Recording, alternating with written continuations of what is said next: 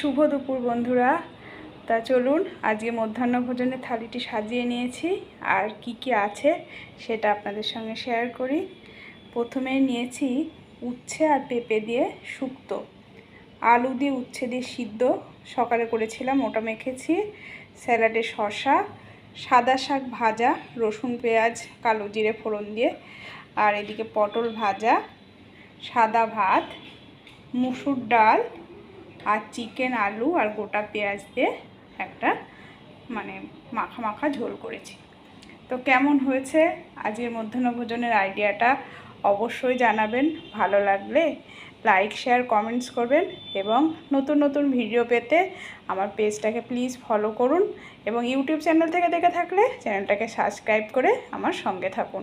সবাই সুস্থ থাকুন, সাবধানে থাকুন। দেখা হচ্ছে অন্য কোনো ভিডিওর সঙ্গে। বাই।